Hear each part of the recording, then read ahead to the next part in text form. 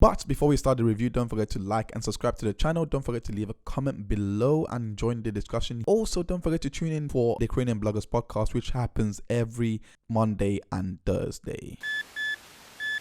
I mean, I feel like niggas just throw shit together. You know what I'm saying? Like, they just pick 15 songs and throw that shit out. It's the passion. The passion is missing. It ain't really, I feel like a lot of shit rush nowadays. You know what I mean? Hello there and welcome to Celly Reviews, and today we are back for another review, and today we are reviewing the one and only album by Freddie Gibbs and Madlib. They're back with their second collaborative project, and that is known as Bandana. Now, a little bit of preface to the history between these two. They actually done an album back in 2014 called Pinata, and this is kind of an album to conclude that. In fact, there is a lot of clues to kind of show you that this goes back to that time that they did release their first album. That being said, they do face a lot of pressures, and I do believe that people like Freddie Gibbs and people like Madlib, the underground scene as a whole, the game is going through a playground kind of mentality right now. And what I mean by that they're going through a playground scenario right now is the fact that they themselves are being regarded as the uncool kids, and the ones that are too technical, and the ones that are not fun enough for everyone, because they take their craft seriously and because they love the hell out of their craft and they really respect what they do. In comparison, they of course favor the guys such as Lil Xans and all that. They are being deemed now as the cool kids. And of course, if we were to relay this back into the school scenario, where you have these kids who are gathering to play football, and in America it's called soccer. Using this as an example, if you're not really allowed to go and play with the popular kids in soccer, like, you may not even be as good, but because you're popular, you'll be chosen over another child who is actually very gifted and very talented in the sport. Now, obviously, when this happens, you're left with, to give up or to continue playing the sport. And in this case, a lot of people, they tend to create their own teams and they go off and do their own thing. This is kind of the same thing in hip hop, where you are seeing the underground scene birthed from this philosophy where, they are very collective, they're very self-determining, very individualistic, and these are the qualities that this album embody. I gave this album, I personally think that it's a solid download. Let me explain. The album begins with Big Time Watts, who died earlier this year. He was a meme pretty much that went viral in 2013, 2014. And pretty much he also featured on the Pinata album with Freddie Gibbs and Madlib, where he just provided a skit. I think it was near the end of the album on the second to last track. And earlier this year, I found out that he died. I think Freddie Gibbs himself said it on whosample.com, I believe. I was looking for some of the samples from this album, and that was one of them, especially on Obligado. So with the introduction track being called Obligado, with the context of Big Time Watts, especially with the fact that he opens the album, is that he's the first voice that you hear. It serves as a tribute album, and a well-fitting tribute album, considering that the title of the album is called Obrigado, which means thank you in Portuguese. So when you consider these factors, it doesn't also mean thank you to Big Time Watts, but it also kind of, again, shows this collective mindset that the underground scene does have for their fans, the love that they have for the fans that they have cultivated over the years and supported them. It's basically saying that this album is a thank you to them as well. When you consider these facts and the introduction of Quasimoto as well, it's a big payoff and it's a big reward to all of those that has pretty much supported them, that's pretty much been with them for the ride. This wasn't just the only callback back to 2014. There was also other callbacks on this album. This was the other callback to 2014 was on Freestyle Ish. The opening sample kind of served as a great callback to a track by Touch and Destroy back in 2014 again, where these hip hop duos in the underground were on a freestyle track with which was produced by DJ Premier, and the track was called Tony Touch. Obviously this track was very popular back in the back in the freestyle days. But the track itself, Freestyle-ish, had me theorizing that Freddie Gibbs also has an alter ego. Not just Madlib with Quasimodo, but also Freddie Gibbs has a alter ego, and the name of this alter ego is known as Kane. Now, and I got this idea because of the fact that he said Kane season, and it just got me thinking that his bars are very demonic, and he's not in the demonic in the sense that he's calling on spirits, but it's just demonic. It's in the sense that they're very strong, they're very hard, they're hot as hell. So when I was thinking about this, like the WWE wrestler Kane popped to mind straight away, because his story was actually very similar to Freddie Gibbs. His story was, especially when you look at it, like, you know, he's Undertaker's half brother. Undertaker was trying to kill him very early on.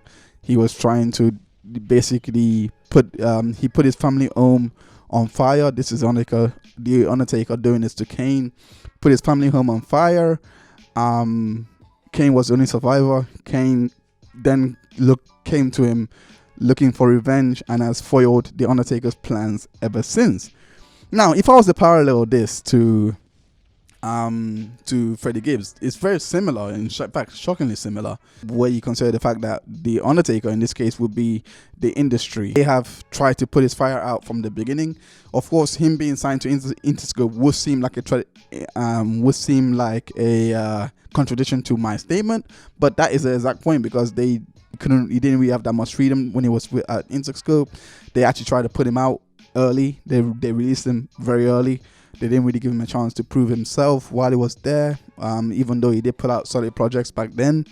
He then signed to CTE World, again put out a very hot trailing mixtape, and again he got released and shelved. So with that parallel, it's kind of telling you that always trying to silence him, always trying to destroy him from the beginning, and it just wasn't working. And of course, with the fact that he brought hellish bars, I had no choice but to believe that he was Kane for real, Kane, the Kane of the rap game. And then my friend told me that it just meant cocaine, like it's cocaine season, and I was like, my hand went straight to my face, and I was embarrassed, because I was like, oh, it's kind of on the nose when you think about it, actually. But then again, how was I supposed to know that he was talking about cocaine? When you look at Genius lyrics, it says Kane as in Kane, not as you would spell cocaine. It's like K. There was a lot of gems in Freestyle-ish that was presented to me. It also presented his self-determining kind of point of view, his individualistic point of view. Now, he was coming with nothing but bars, nothing but references. He, in fact, even began with a nod and an ode to Michael Jackson's 25th anniversary release of the Bad album. And he done this 3 days after the death day of Michael Jackson. Not just that, also he also done this track. Also, the reason why I pretty much want to analyze this track to kind of show you the overall theme of the whole album is that there was a lot of wordplay here that was really, really strong and kind of personified the self-determining individualistic thoughts, especially when you look at the wordplay that he used with Carl Weathers. Now, a lot of people might dismiss the Carl Weathers rhyming scheme as very lazy and unimaginative, but first and foremost, Carl Weathers was a retired NFL star, and who took up the role, who went into acting, and who immediately scored the role of playing Apollo Creed in the Rocky franchise. Now, when he first got the role, he was doubted a lot, so he had to overcome a lot to kind of prove its worth in the movie industry. And that's what this line is basically speaking to. Of course, Carl Weathers wasn't really trying to beat Rocky in the movie. It was Apollo Creed that was trying to beat Rocky. But like, the reason why this is powerful is because of the fact that Carl Weathers was also not trying to beat Rocky, but also trying to beat the industry. Rocky represented the industry in this case. In this case, would be Sylvester Stallone and his other acting buddies, and the other industry cats that were pretty much looking at Carl Weathers and seeing how he would perform. He was this was what he was pushing himself to do. The same way as Freddie Gibbs, like he's also pushing himself to perform, also pushing himself to be better than who he was. This allows you as a listener to really relate with his struggles, like I was talking about with the playground theory. Like for someone who's been trying to be seen, who is trying to show off his skills, trying to show his worth, to come up with something like this, it kind of, and then he goes on to say that people only recognize him when he got on TV. Obviously, this could mean so many things, but objectively, it actually just means that people literally only started to recognize who Freddie Gibbs was when he appeared on Power in 2014. There's another callback to 2014. He appeared on the episode The Best Laid Plans, where he was performing in Truth, I believe it was called, which was Ghost's nightclub to front for his drug business. Again, the parallels in this is amazing. The parallels in this album alone are there. They are amazing, and you'll receive such a great satisfaction to understand them. By the end of the first verse, this guy made me call my friend crazy. I'm not crazy. Big boy Kane is real. Like even Freddie Gibbs goes on to call himself Trap Boy Kane. Trust me on this. I really believe that that's his alter ego here. Freddie unmasking who he really is. He's taking on the persona of Kane here. Half Man, Half Cocaine kind of added to this narrative for me as well, because it really showcased the deterministic and the individualistic side. There's a bit of hedonism in here, but that was very mild. I mean, the only thing I can reference it from is the fact that he said he just wants to get head in a 458, which upon further research, the 458 Ferrari that he was referring to is actually a 2013 model, 2014 model, which again is a nod back to 2013, 2014. I'm pretty sure there's a deeper meaning here, which if you know, please put it down in the comments below. He really showed that he was actually born for this. He was actually born to do this. I think that's when he said he came out of a womb as a gangster. It foreshadowed Pamela in a unique way, and once I get onto the album, once I get onto that track, you'll see what I mean. With this review, after the first verse, it led into a stylistic change, led into a tonal shift and a tempo change. This is when things got very dark, very, very dark as a result. He really gets really vulnerable, very, very, very gritty. It was a lot grittier. It was a lot more rough cut. And Madlib done a very good job with this transition, because it really perfectly brought out Kane, in my opinion. Because again, he keeps saying Kane season. He keeps saying he calls himself Freddie Kane. This is his alter ego here. Crime Pays actually added a lot more context to what I originally thought that the album was, because originally I actually thought that this album was actually set in 2014 because of the so many callbacks back to 2014. But I actually realized when I watched the official video, I actually realized that this is more like a flashback with it, like, you know, to show their journey from 2013, 2014 to now. So that's why you had the callbacks to the previous album. I could be wrong, but there was a time jump in the official video, and it began with a rewinding effect. So to me, this serves as the going back in time to pretty much to walk you through the album, basically. Going back to Crime Pays, the track, you know, on the video itself, it pretty much showed his life 5 years later. So this was what Crime Pays kind of represents, the lessons that he's learned in the game. He's pretty much trying to tell you that, trying to let you know, for example, know who you trust. Don't just pick anyone on the street, because you can have someone that's as reckless as his friend who recklessly slept with a girl with HIV and took a very nihilistic view and say that he's not gonna go to get insurance or go to see a doctor. I don't know, maybe that's what the life of crime is like, because you're so scared to do things by the book because you might be traced for your crimes. I have no idea. I'm not about that life, so I wouldn't know. This video added a lot more context. It pretty much showed Freddie Gibbs 5 years later, where he's done all his work and retired to the farm like Thanos. He's now giving you a callback to what the 2013 and 2014, what the journey has been like. The track to me that stood out in terms of lyrical, proper uber lyrical, was Pamela, and I don't think anything can match that. The storyline on this was extremely interesting. It was quite interesting to see Freddie Gibbs suggest that the government were to be blamed for what they are dealing with on the streets now, because of the fact that they didn't deliver on their promise of 40 acres and a mule. Rather, they gave them needles and basically the utensils of harnessing crack. They gave them all of that. And this was during the Reagan era in the 80s. So you had 200 years after slavery was abolished, where they had nothing, and then they were trying to pick themselves up with Black Wall Street, and then they were just introduced to crack.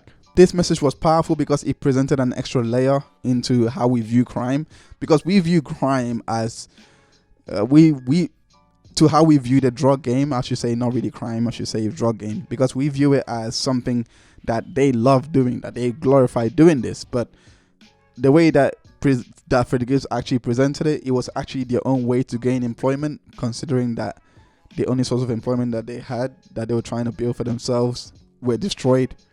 And considering that this was given to them in the Reagan era, they had no choice. Like they pretty much had no choice but to continue and try and make a life for themselves and just basically survive. This was a cleverly told story, in my own opinion. Pusha T's lyrical insertion in this track was astronomical. It was astronomically great, in my opinion. He went on to further add on to Freddie Gibbs' point about 40 acres and a mule with just one simple line. He says, "Take over your block, young N-word, young N-words assimilate. We all break bread like going Dutch on a dinner date." Now, to me, this was very interesting. This was very interesting because of the word alone, assimilate. It compounded very well with what Freddie Gibbs was saying earlier in regards to the 40 acres and a mule. Because it kind of gave us a street viewpoint of the whole entire case. Like, it's not just something that they do for fun. It's a way of survival. I think I already said that. The assimilate gave us a darker undertone, though.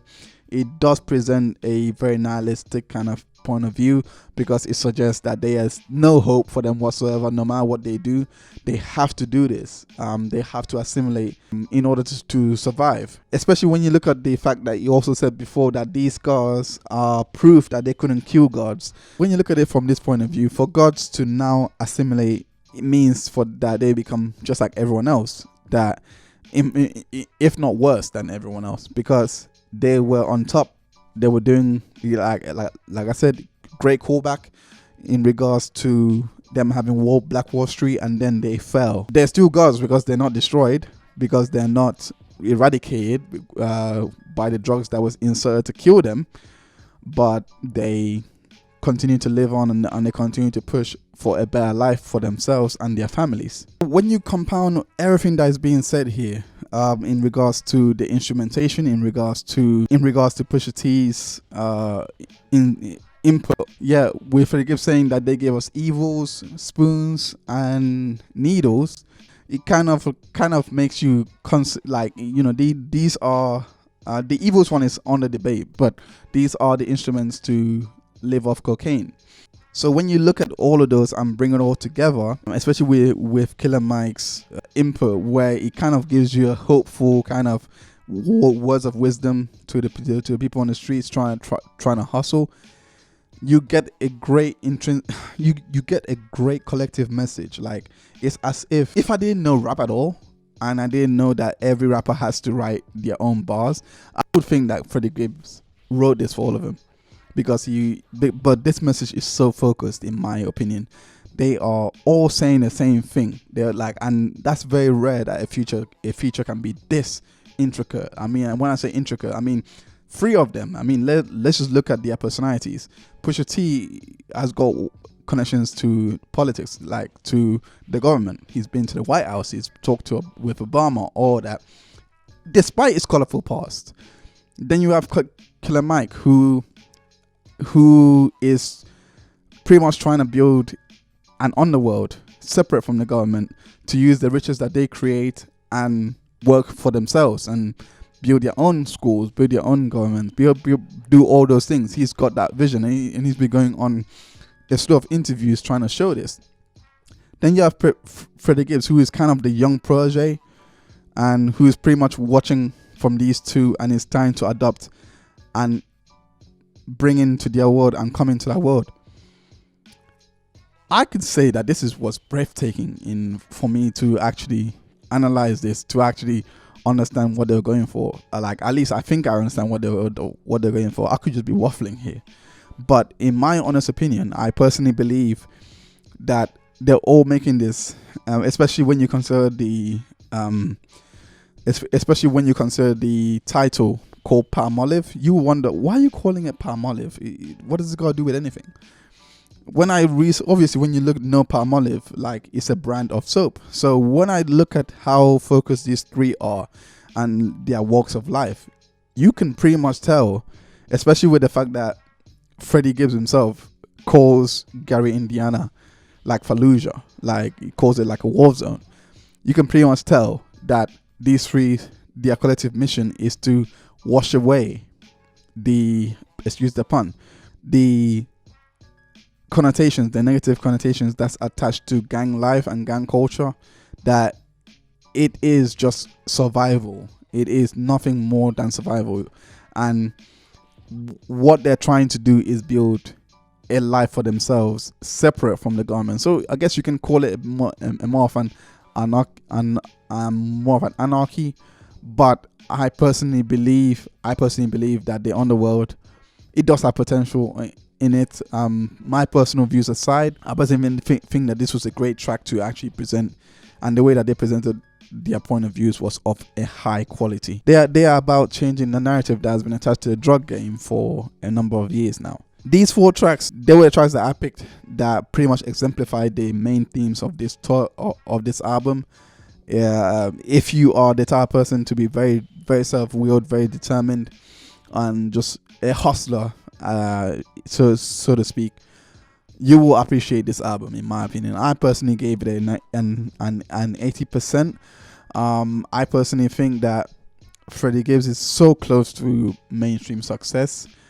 It's good. It's been a long, difficult road for him, but I think he can do it. I do believe that he does need to try and work with a lot more of newer artists, even though he might get backlash for it. I don't think it's going to do him any harm as long as he stays true to his messaging. As long as he doesn't change that, just keep it the same. But I do think that he needs that mainstream appeal. Unfortunately, no tracks really made my crate list.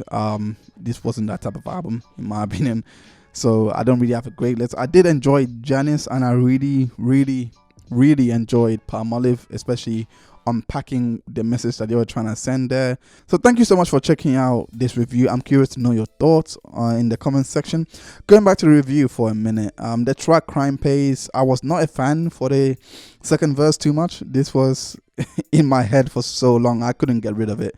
My opinion, I think it deviated from the topic, and verse 2 was a complete shadow of verse 1. I also didn't like the length of the album. 18 tracks was a bit it was a bit long. But then again, that being said, I am listening to Indigo by Chris Brown, and that's 29 tracks, so I shouldn't really be so harsh. Apart from that, not much really wrong with the project, except for the fact that if you're not really focused on it, it can be very tedious and come across as a chore. But then again, it is a gem of an album in my opinion. Once again, thank you so much for checking out the review. Be sure to stick around for the next one, releasing next Wednesday. Otherwise, I'll get Kane on you. He's real.